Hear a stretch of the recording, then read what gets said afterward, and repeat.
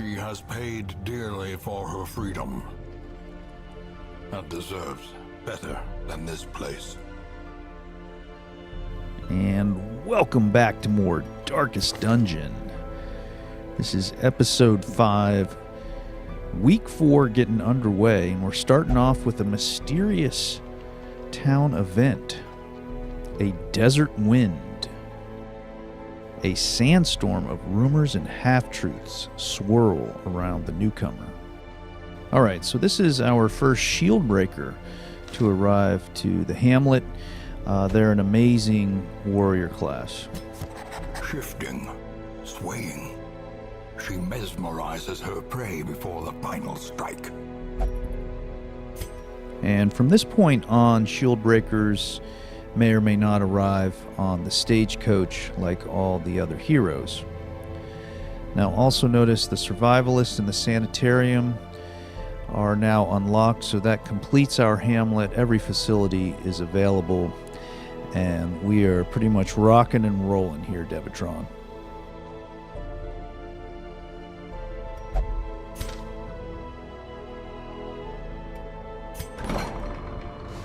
Okay, and here we are in the sanitarium.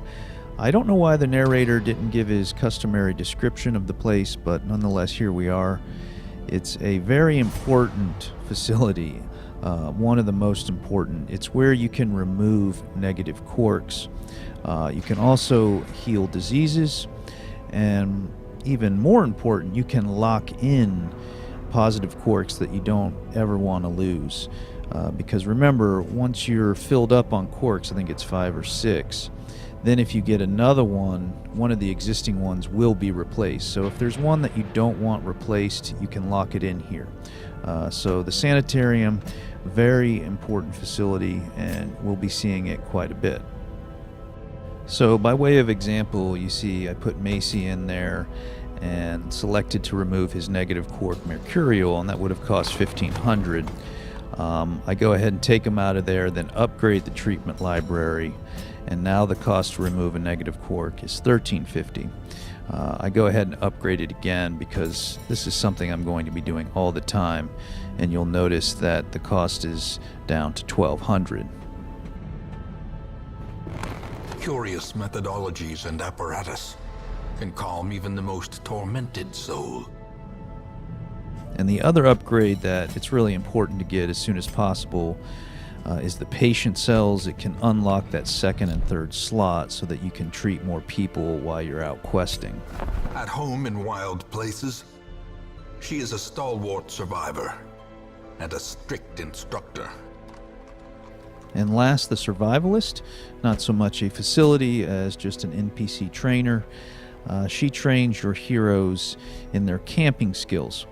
And while it's very important to have the proper camping skills on each hero, and you'll notice they're very expensive, so it would be good to upgrade the survivalist to lower that cost.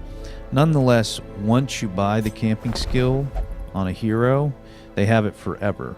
So because of that, I tend not to upgrade the survivalist until the very end, and just kind of have to bite the bullet and spend a lot of gold on a camping skill when I really need it. Alright, and over to the stagecoach to check out our new recruits. This is a so-so roll, not terrible, but not great. 2 Abominations, 2 Hellions, and a Musketeer. Now, I really like the Musketeer. They're kind of rare to show up, and recall there is the Musketeer class and the Arbalist class, which are basically the same, but they're technically different. They have different gear, so getting one of those in the roster sooner than later is a good thing. And then as for the Abominations, I do need 1 Abomination in the roster. However, neither of these is very impressive, so I wasn't too thrilled about that. And then 2 more Hellions is just kind of ridiculous. And I will look through them, but I think ultimately we just stay with Croc.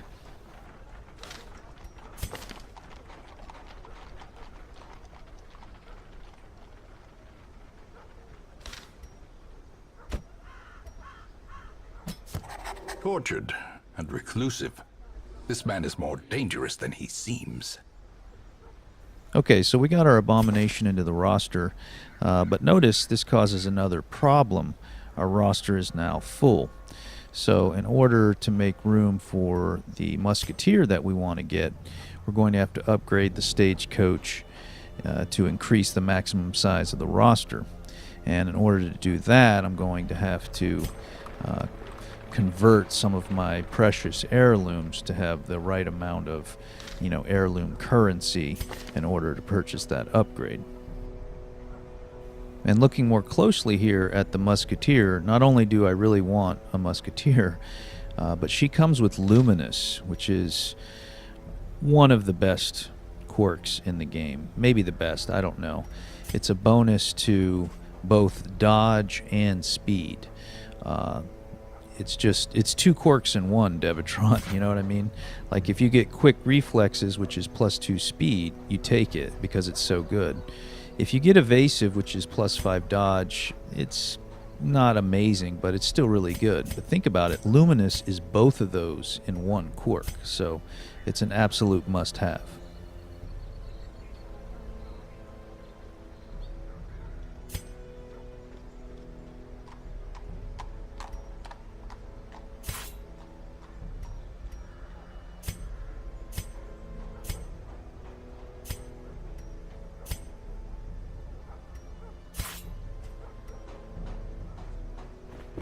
Word is traveling. Ambition is stirring in distant cities. We can use this.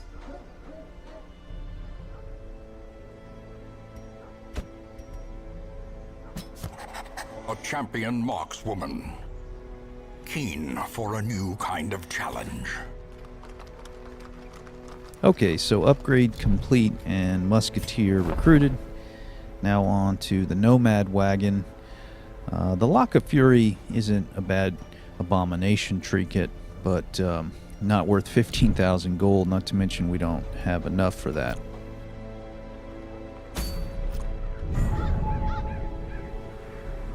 Alright, and on to the embark screen. Several really important things to note here.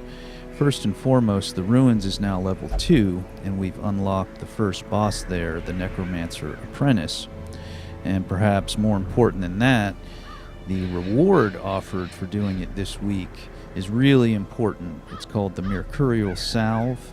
It grants plus 25% bonus damage versus bloodsuckers. Now, bloodsucker enemies are only found in the Crimson Court DLC areas, but it's just so good. I mean, 25% damage is a huge increase, and there's no negative. It's not like -1 speed or -10% health or plus 10% stress. You know what I mean? So it's one of those trinkets where if you see it available, you pretty much have to go and get it right away. So with that in mind, I'm pretty certain that I'm going to go ahead and do the Necromancer Apprentice dungeon for our next quest, but nonetheless I want to be thorough and check all the other available quest rewards to make sure that there's nothing else that is somehow better than the Mercurial Salve. Now the other thing that we can note is that both the Warrens and the Cove are now unlocked, and they each, along with the Weald, have a short quest available. So looking at the embark screen here, every area is now open and available for questing. Okay, so not surprisingly, none of the other available quests offer comparable rewards to doing the Apprentice Necromancer and getting the Mercurial Salve. The only question now is, who am I going to take to do this boss?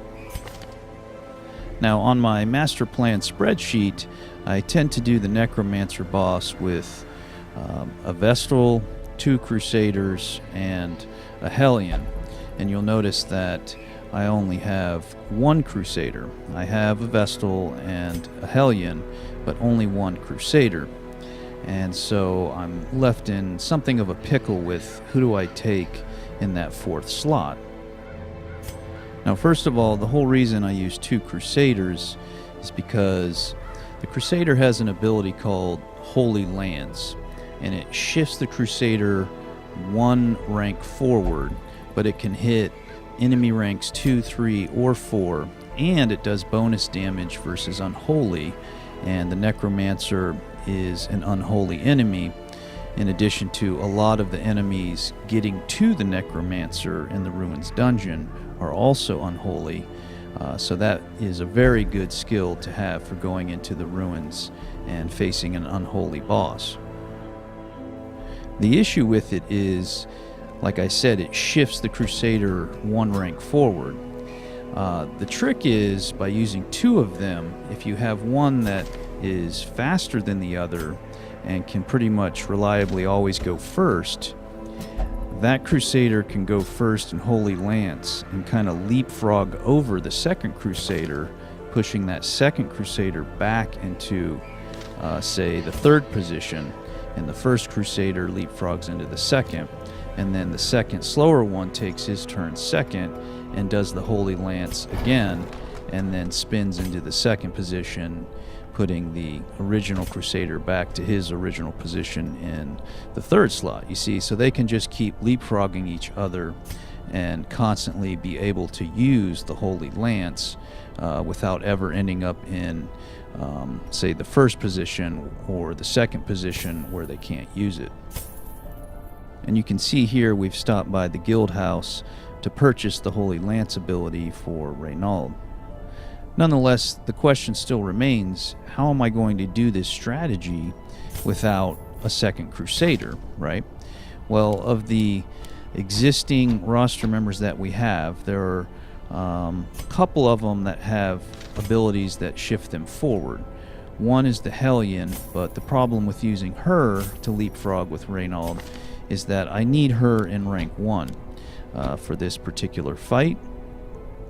Then you have the Man-at-Arms has a shifting ability that can stun, but the problem with that is that the Man-at-Arms isn't going to be able to hit the Necromancer in a lot of spots with that ability, and stun is good, but it's only kind of good here and there, and the Man-at-Arms just doesn't do enough damage such that I really don't want to use him in this strategy and take him into a boss fight. Now next we have the Jester with Dirk Stab, which moves the Jester one rank forward, but it doesn't do that great of damage. It doesn't target that many enemy ranks. Like, I don't think it can hit rank 4, and the Necromancer will end up there a bit. And then also, while I like the Jester for stress healing, he's just a little bit too fragile, and his bleed attacks won't be very good against a lot of the unholy enemies that we encounter on the way to the boss.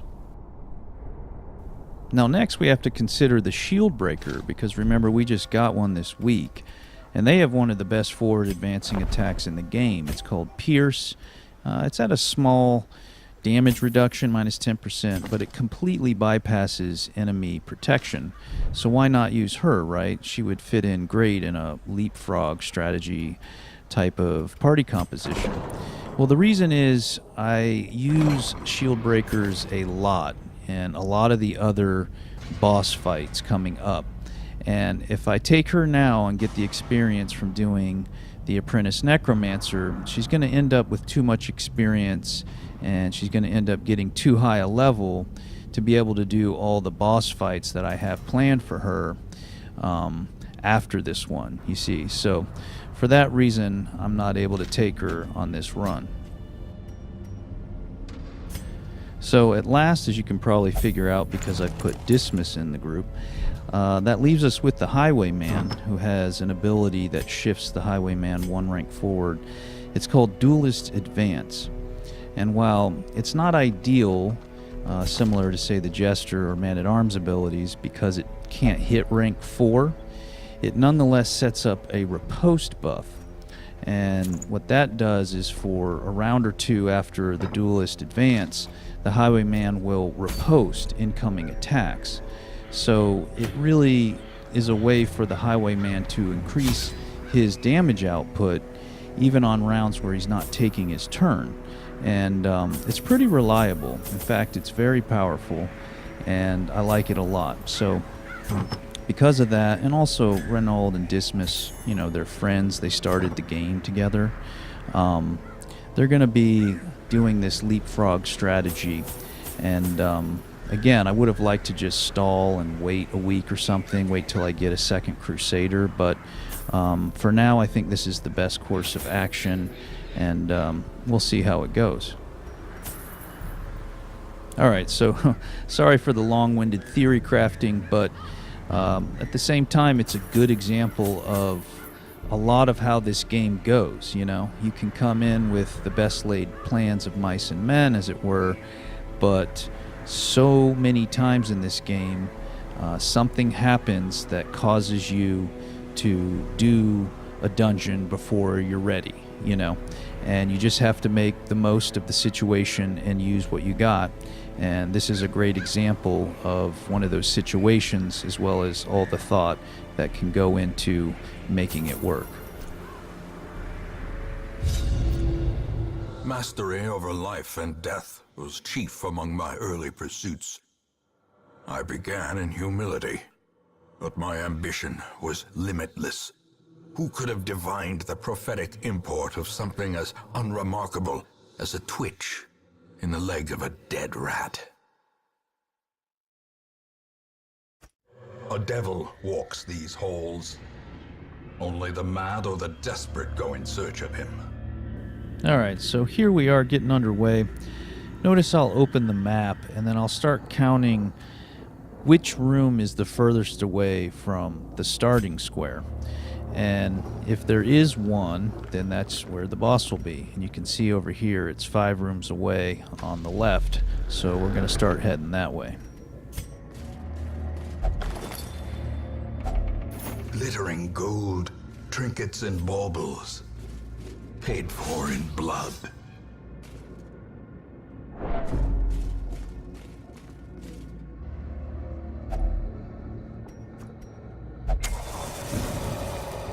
The way is lit, the path is clear. We require only the strength to follow it.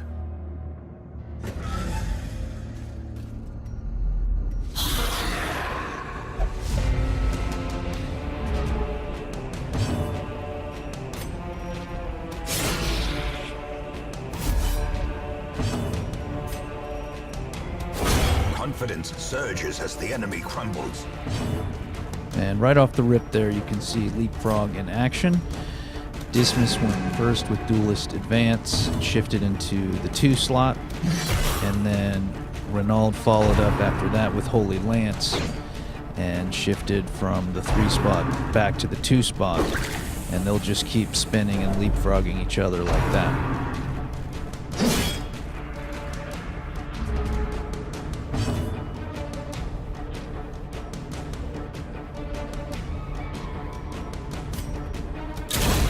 Disadvantage. Give them no quarter.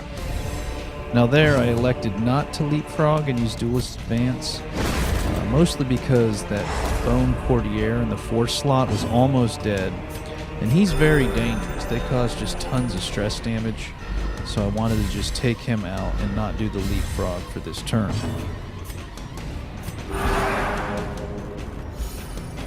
And there you got to see the Crusader's Inspiring Cry, which isn't as good as the Jester's Stress Heal, but it's a decent stress heal. As the fiend falls, a faint hope blossoms.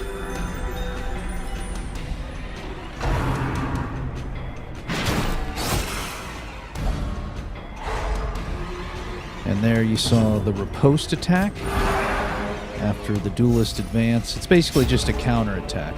And even though the skeleton hit Dismas, knocked him back, and stunned him, he still got to riposte him and counterattack him.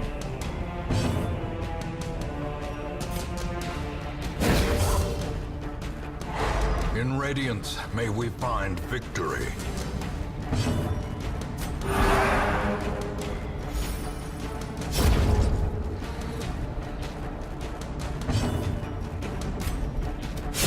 Their formation is broken.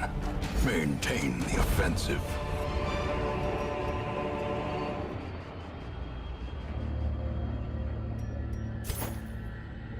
Okay, so a nice fight there. And you'll notice here when we reopen the map, not only do we get a scouting check, but you hear that? We got a critical scouting check. And we're able to scout out a secret door. It's that little gold star there on the upper left. Now, what secret doors hide are these little rooms with treasure chests. And if you have a skeleton key to use on the chest, you can get a lot of gold and sometimes a rare item or even an ancestor's trinket.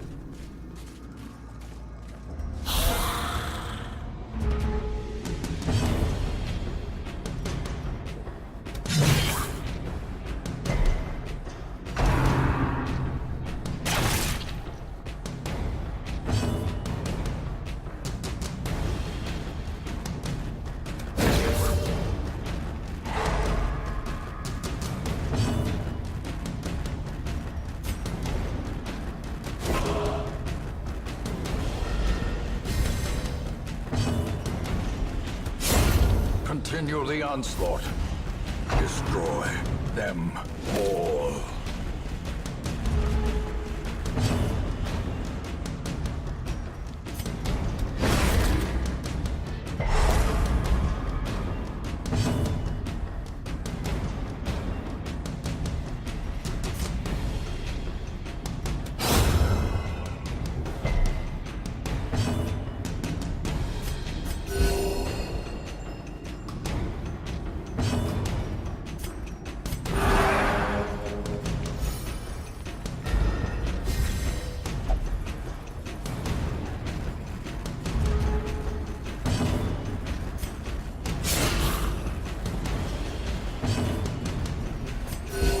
Soothed.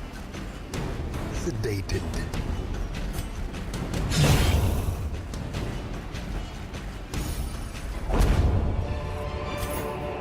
Ghoulish horrors. Brought low and driven into the mud. So the bad news about that secret door is I completely forget about it and never go and get it. It's basically just free gold because we have a skeleton key. We also have a shovel to get by the obstacle that's blocking it, but I just forget about it and don't go back. So it's a total goof up, but not the end of the world. As the light gains purchase, spirits are lifted and purpose is made clear.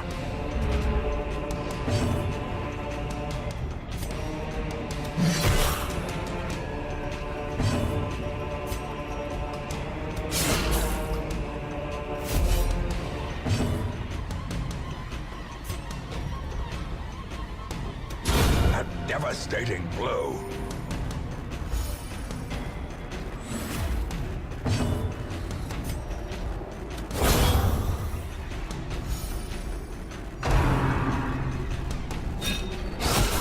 A singular strike.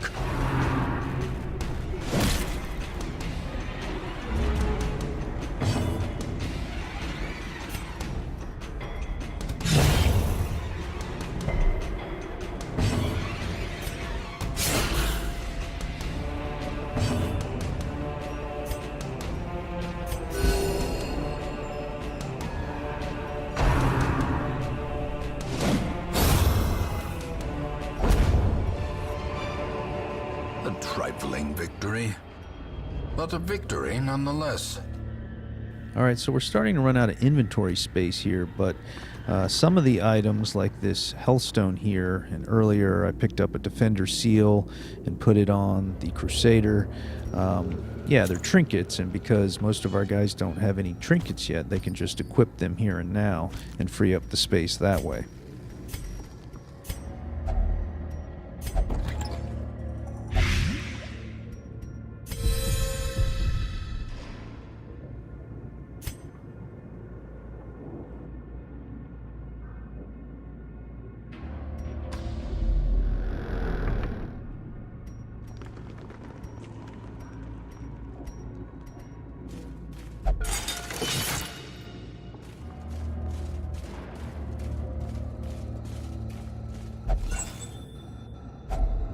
If only treasure could staunch the flow of otherworldly corruption.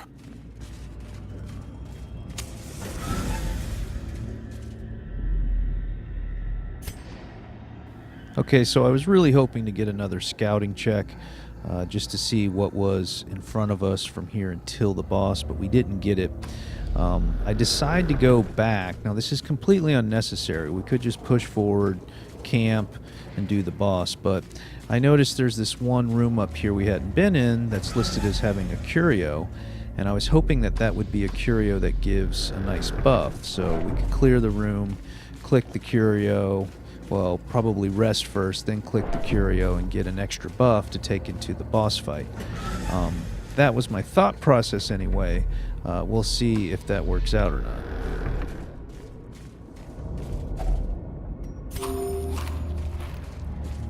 Okay, so another stack of books up here. I check each hero to see who has the fewest amount of positive quirks. It's Reynald, but instead I choose Croc because she only has 2. Unfortunately, she doesn't get a positive quirk, and even worse, she gets a negative one. But Bad Gambler isn't that big a deal. Even the cold stone seems bent on preventing passage.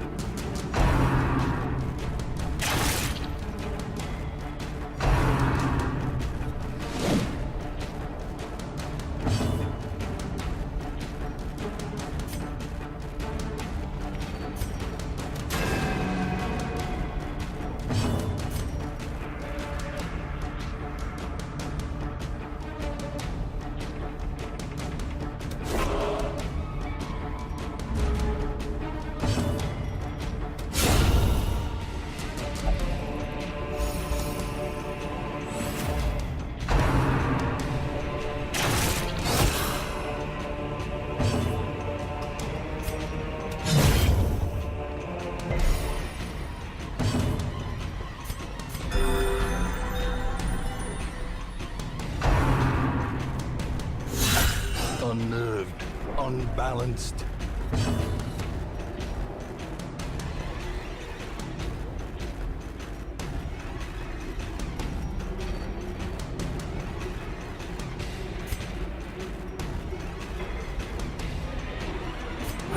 The wounds of war can be healed, but never hidden.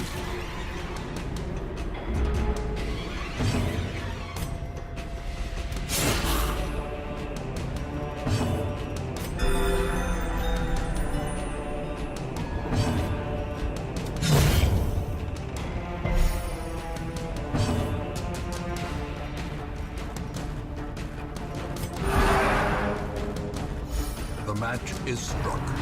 A blazing star is born.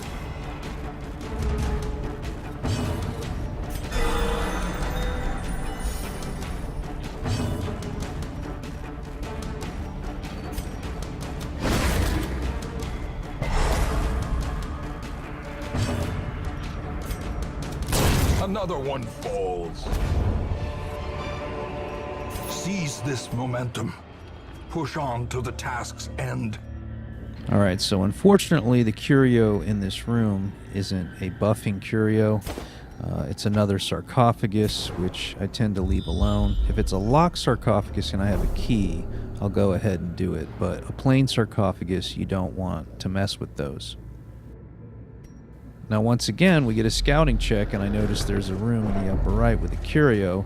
So once again, I go after it, hoping it's a buffing curio. We'll see what happens. The light, the promise of safety.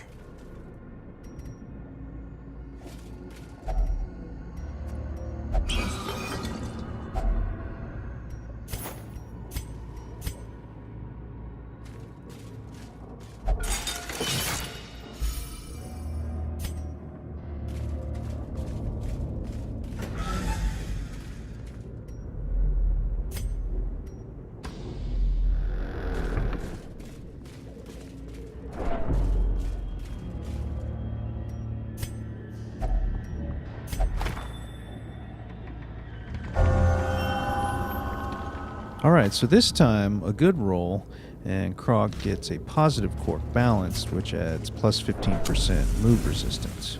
The twisted faces of the damned, piled high and cloaked in malice.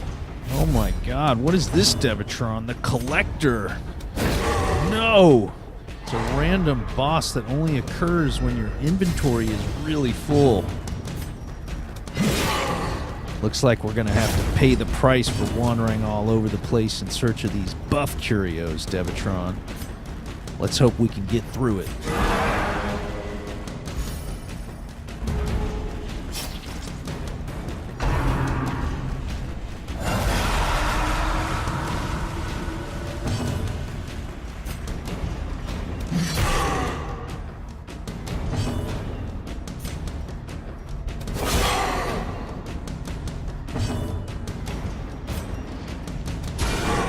Struck.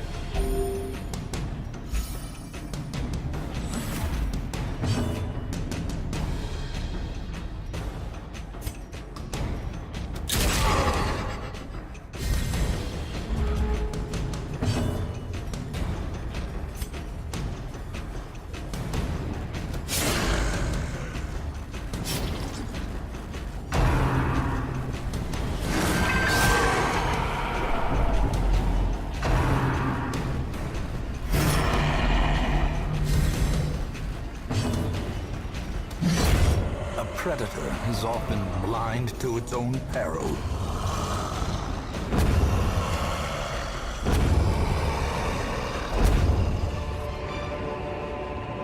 Remind yourself that overconfidence is a slow and insidious killer. Alright, and a nice reward, Devatron.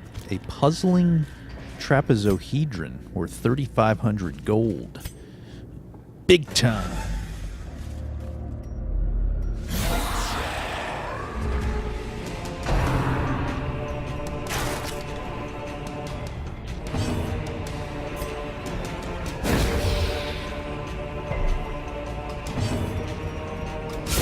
Obliterated.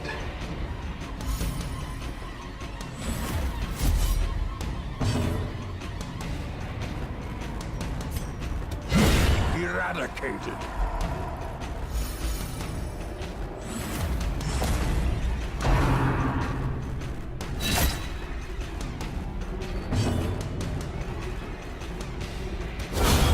Decimated.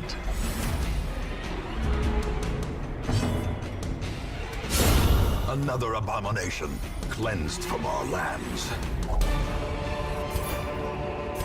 As victories mount, so too will resistance.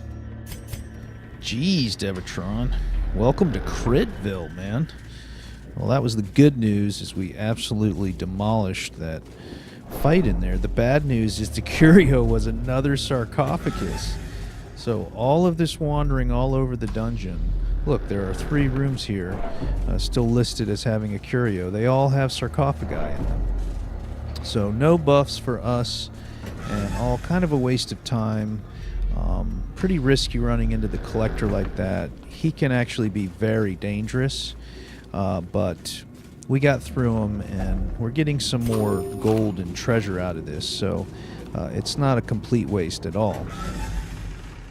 And speaking of extra gold and treasure, the matter of the secret door that I forget about, at this point I could be forgiven for skipping it until later, because we're going to need a shovel to get to it, and I only have the 1 shovel left, and I may need the shovel to get from this last room where we've been to the boss. I don't know, because it's not scouted yet.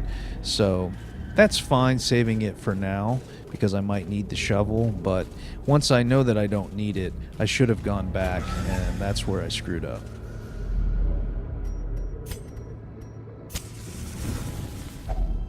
Huddled together, furtive and vulnerable. Rats in a maze. Okay, and this is our first instance of camping in a dungeon. You click on the firewood, and then you have the repast phase where you choose how much food you're going to eat, and the more you eat, the more health and stress is recovered. And then you go through each character and select their camping skills, This would be the respite phase, and you're given 12 respite points to use, and each of the camping skills that you use has an associated respite point cost with it. So you use however many you can use, you pick the ones you want, and then when you're out of respite points, you hit the rest button, and then you rest.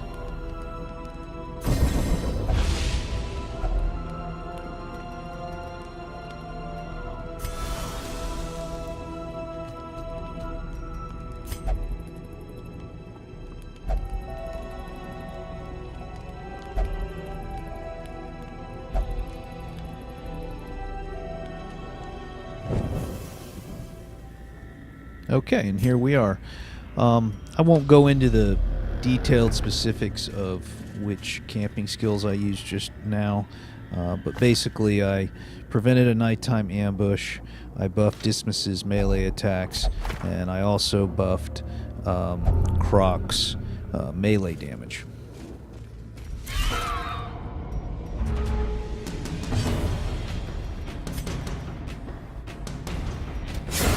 Back to the pit.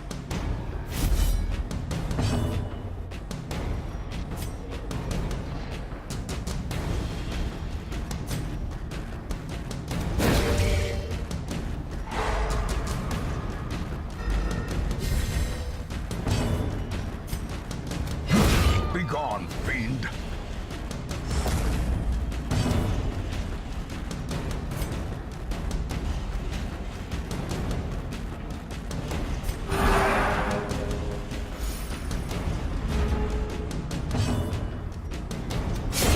Executed with impunity.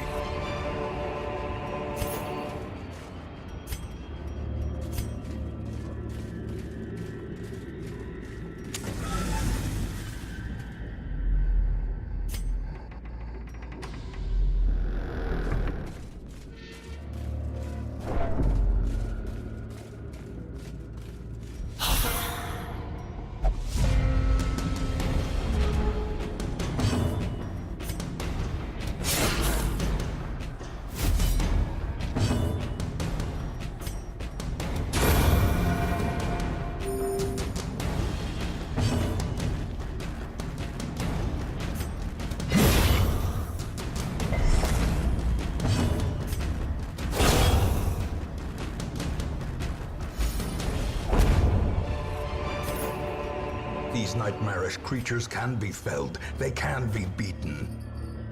All right, so that should do it, Devitron. Got another stack of books up here.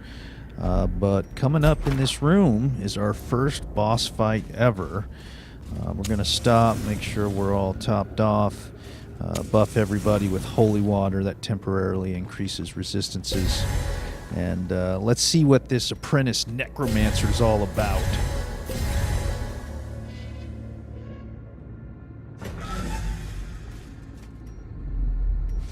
Towering, fierce, terrible, nightmare-made material.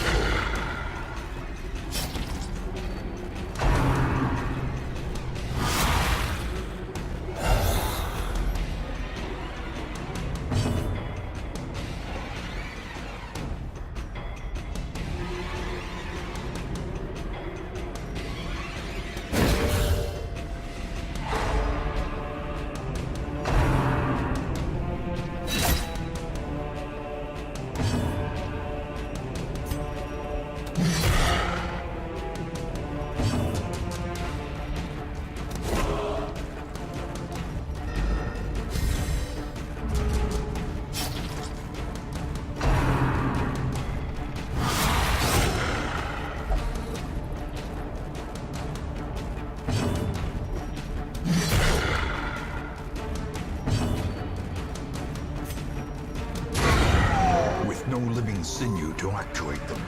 Will these walking bones finally fail?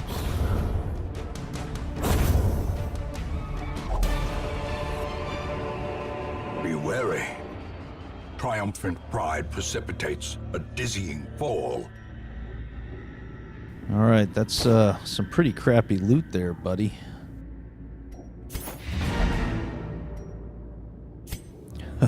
Oh yeah, big time, Devatron.